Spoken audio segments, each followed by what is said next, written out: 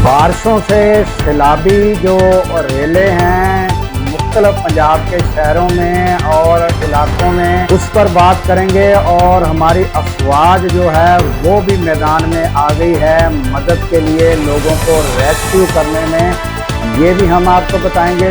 उसके अलावा 40 अरब रुपए का जो नैब खैबर पख्तूनख्वा ने स्कैंडल में तफ्तीश जारी है, वो भी हम आपको उसकी पेश रफ्त, कौन सी बड़ी शख्सियत जो है वो सामने आई है, गिरफ्तार हुई है या नहीं हुई, ये हम आपके सामने रखेंगे। PTI जो है वो उनमें जो सेनेट को लेकर कुछ इख्तलाफात पाए जा रहे हैं और क्या स्ट्रेटजी है, और एक चैनल का बाइकाट कर दिया है PTI ने, वो भी हम आपके सामने रखेंगे। इसके अलावा गाज़ा के जो हालात हैं उसको हम नहीं भूले, वो भी हम आपके सामने रखते हैं।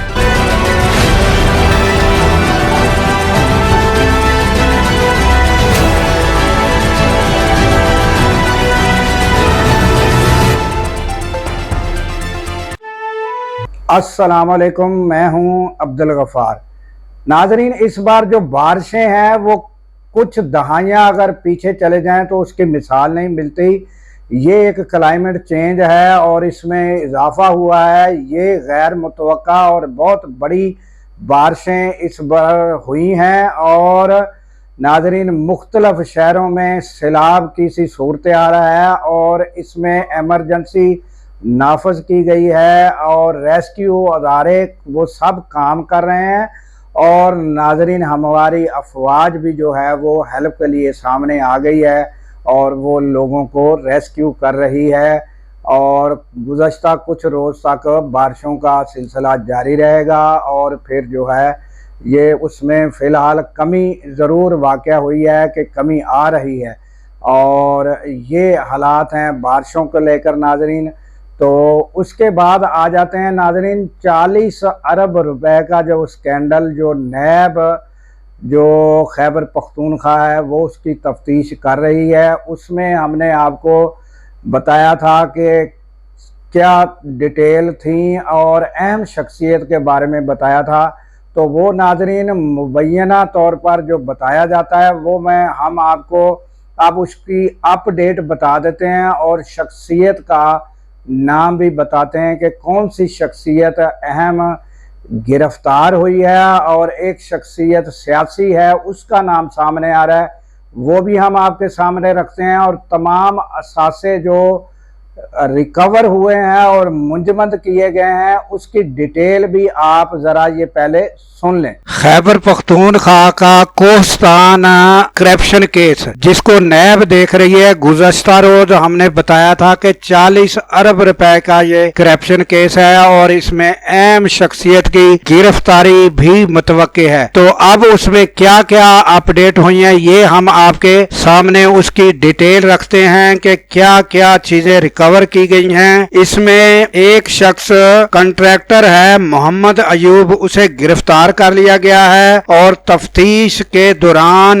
जो चीजें रिकवर की गई हैं, 1 अरब रुपया रिकवर किया गया है, 3 किलो सोना रिकवर हुआ है और 73 बैंक अकाउंट्स जो है वो मुंजमद किए गए हैं। 5 अरब कैश की जो 5 अरब कैश है, 77 लग्जरी गाड़ियां बरामद की गई हैं जिनकी मालियत 94 करोड़ रुपए से भी जायद है। 30 रिहायशी घर, 25 फ्लैट, 12 प्लाजे कमर्शियल जो हैं वो प्लाजे 12 कमर्शियल हैं, 12 दुकानें हैं, 4 फार्म्स हाउस हैं। ये सब जो हैं वो तहवील में ले लिए गए हैं। इसके अलावा 175 केनाल जरी जमीन है वो भी शामिल है जो तहवील में लिए गए हैं उनमें। और नाजरीन मुबैना तौर पर जो बयान किया गया है उसमें जो सियासी शख्सियत हैं वो आजम सवाती हैं और उसके बारे में कहा गया है ये बातें सामने आ रही हैं। तो ये सियासी शख्सियत जो एक निजी चैनल ने बयान की है और इसके अलावा ताज़ा जो अपडेट होगी वो भी हम आपको बताते रहेंगे। تو ناظرین آپ نے یہ اثاثوں کی جو جتنے اثاثے ضبط کیے جا چکے ہیں اور بینک اکاؤنٹ اور یہ سب چیزیں جو ہیں، سب پراپرٹیز جو ہیں، پلازے ہیں، سب شاپنگ سینٹر ہیں، دکانیں ہیں، سونا ہے اور 1 ارب روپے سے زائد، یہ ساری چیزیں آپ نے جو دیکھ لی ہیں کہ کتنا بڑا یہ اسکینڈل ہے اور کون سی شخصیت جو ہے ایک چینل نے بیان کی ہے، وہ سب ہم نے آپ کے سامنے رکھ دی ہے۔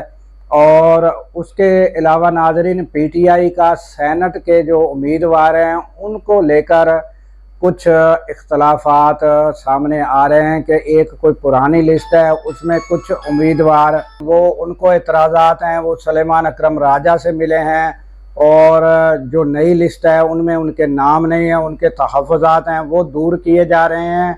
اور اس کو لے کر ایک خبر شیخ وقاص اکرم نے ایک خبر پر اعتراض کی وجہ سے جو ہے ARY کا 1 دن کے لیے بائیکاٹ کیا، اور پھر انہوں نے کہا کہ مشورے کے ساتھ مزید اس کا مکمل بائیکاٹ کیا جائے گا یا کتنے روز کیا جائے گا یہ ہم بتائیں گے۔